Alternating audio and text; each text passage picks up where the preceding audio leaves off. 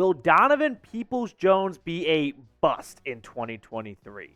Bleacher Report picked DPJ as the Browns' bust candidate, going over all 32 NFL teams. So I thought we could unpack this on today's show. Plus, we'll talk about some other subjects as well. So a lot to cover on this edition of the Cleveland Browns Report. And before we get started, we are going to update you guys on our July sub battle here with our AFC North foes. Steelers talk is one sub behind us with 55 so far this month. And the Ravens rundown, they suck. They got 40 subs so far. The Bengals breakdown could not even crack the screen. But let's bury Steelers talk by Chat Sports. Let's take down Jack Sperry. Hit that sub button for the best Browns coverage and if you hate the Pittsburgh Steelers. Now, getting right into it, this is what Alex Ballantyne from Bleacher Report wrote when he said Donovan Peoples-Jones will be a bust for the Browns. The truth is that DPJ saw 96 targets because the next receiver in line was rookie David Bell. Anthony Schwartz never amounted to anything more than a guy with a really fast 40 time, and the Browns relied on David Njoku to be the de facto second receiver.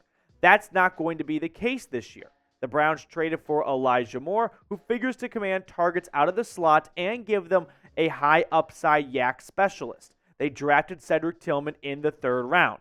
The 6'3", 213-pounder has prototypical wide receiver size and better draft pedigree than Peoples-Jones. Expect Moore and Tillman to both take up important roles while Peoples-Jones becomes a bit more obscure within the offense.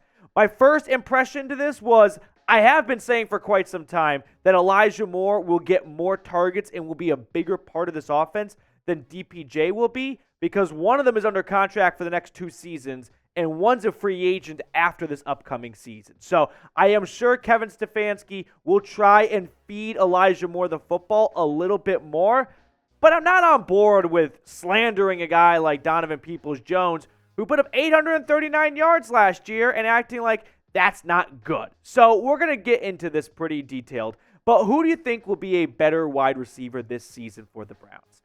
I mean, if you just go off the blind, number test here, the blind resume, it's DPJ. He's got a better overall statistical career so far than Elijah Moore. But one was a former second-round pick. One was a late day 3 pick. So give me the jersey number for the player you think will have a better season this upcoming year.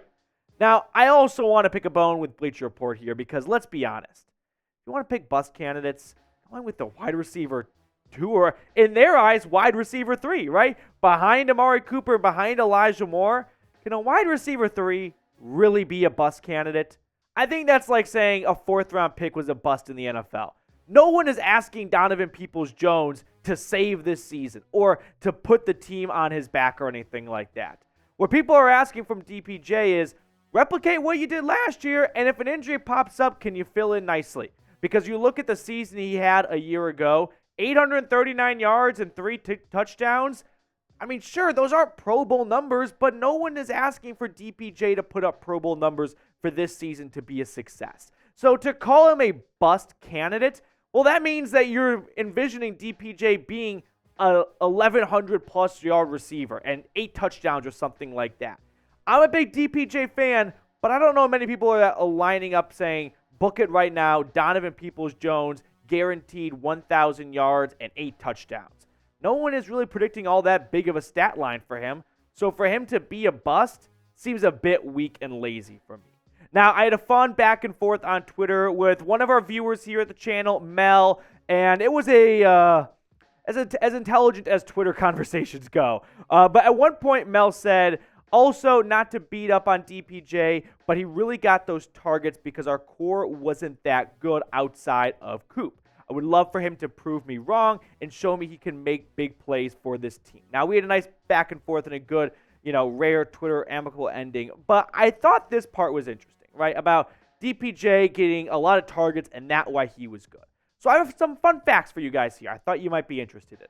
Donovan Peoples-Jones last year had 839 yards. That was the second most of any receiver who had between 90 and 99 targets.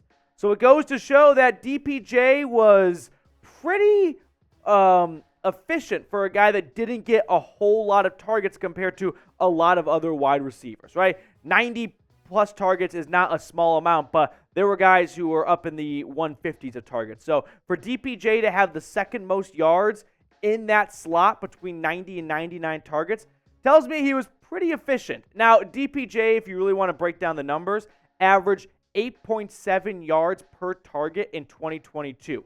For reference, Davante Adams averaged 8.4 yards per target in 2022. So this is not me saying Donovan Peoples-Jones was technically better than Davante Adams was last year. It's just, pound for pound, what the former Michigan Wolverine was able to do with the amount of targets he had was pretty efficient, like I said, in my eyes, where, yes, you can get a lot of yards and you can get a lot of receptions if you get force-fed the football and you get target after target. But DPJ was the second option in a run-first offense. He didn't get a whole lot of looks, right? He definitely got more than just 50 or so targets. But to say that DPJ was only good because he got a lot of targets and because the next best option was David Bell and Anthony Schwartz, I think that's a little bit shallow in my opinion. DPJ was very good for what he had to work with and the opportunities that he had, which weren't a ton. 94 targets isn't groundbreaking numbers right there, and it was the second most of anyone who had 90 or so targets. Now, before we get on to the rest of today's show, today's Browns Report is sponsored by ZBiotics. Let's face it, after y'all hit me with a bunch of super chats, I don't bounce back well the next day. Now, that is until I found ZBiotics. ZBiotics Pre-Alcohol Probiotic is the world's first genetically engineered probiotic. It was invented by PhD scientists to tackle rough mornings after drinking. Here's how it works. When you drink, alcohol gets converted into a toxic byproduct in the gut. It's this byproduct, not dehydration, that's to blame for your rough next day. ZBiotics produces an enzyme to break this byproduct down. It's designed to work like your liver, but in your gut, where you need it most. Drink ZBiotics before drinking alcohol, drink responsibly, and get a good night's sleep to feel your best tomorrow. Now, I want to show you guys the box that it comes in. As you can see, it's not super big. It's pretty sleek. It's lightweight. And if I open it up, it comes with 6 bottles. Those bottles are not very big as well. So it's perfect for a getaway weekend. If you've got a bachelor party coming up or something like that, you can stick this in your bag and you are ready to go. So go to zbiotics.com/chatsports or scan the QR code on screen right now to get 15% off your first order when you use code CHATSPORTS at checkout. You can also sign up for a subscription as well so you can stay prepared no matter the time or occasion. ZBiotics is backed with 100% money-back guarantee, so if you are unsatisfied for any reason, they'll refund your money, no questions asked. That's zbiotics.com/chatsports and use the code CHATSPORTS at checkout for 15% off.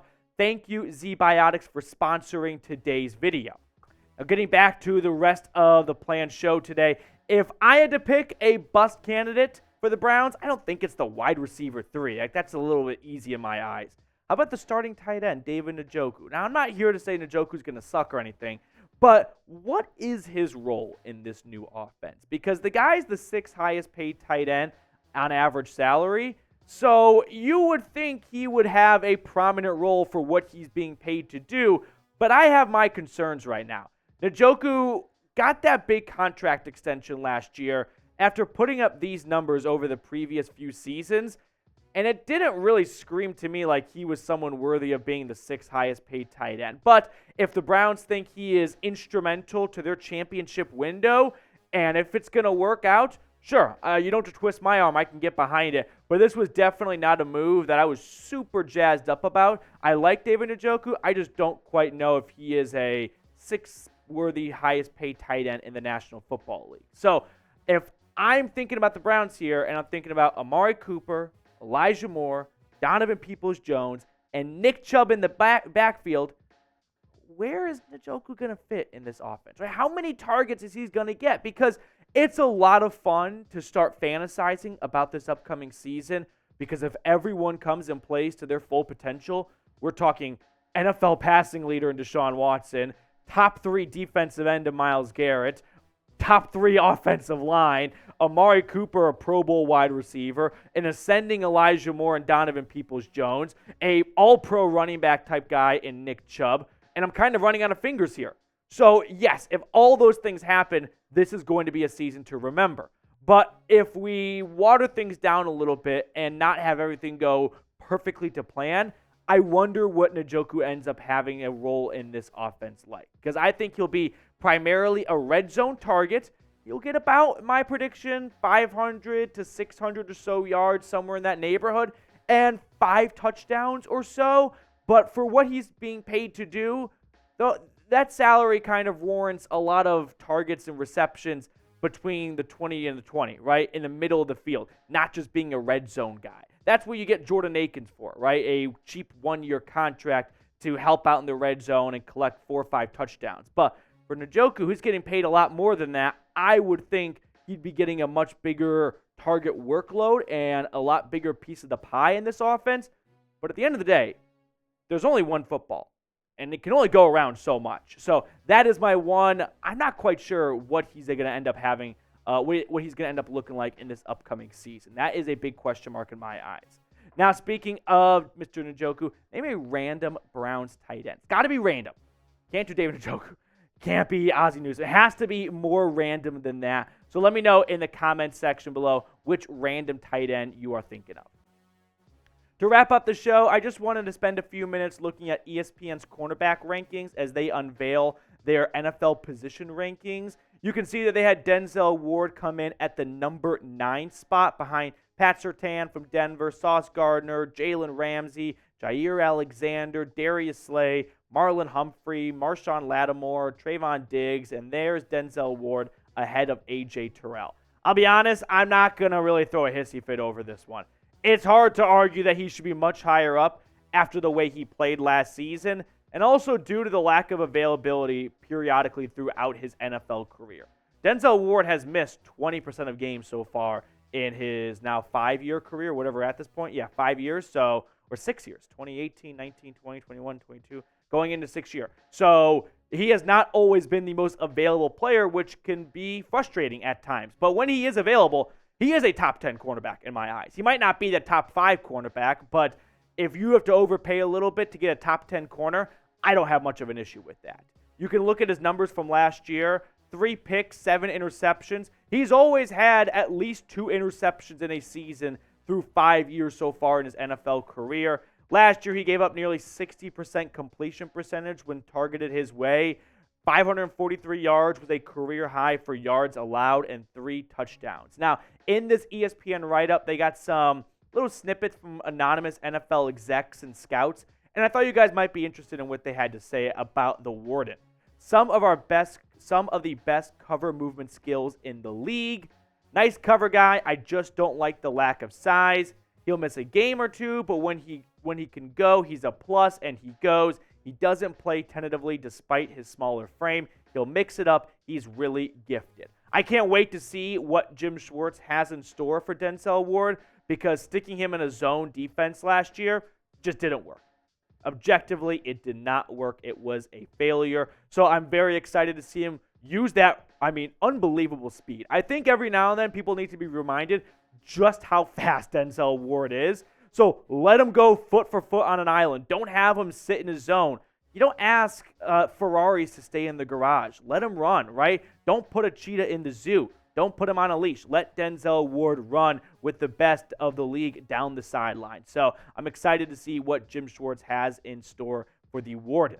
Some NFL news to touch on before we let you guys go. Hard Knocks finally announced. This is by far the latest they announced it, but we all saw it coming. It is the New York Jets, and it kind of got me wondering because me and Chops were talking about it on Twitter a little bit of which team had the best Hard Knocks season. The Browns season was spectacular. There's no doubt about that. For me, I think the Raiders one is the number 1 season of Hard Knocks. It had the entire Antonio Brown saga, the hot air balloon, the helmet issue. Gruden was in it. The guy from Last Chance U, Mo something over at ECU, he got dismissed like 1 episode in.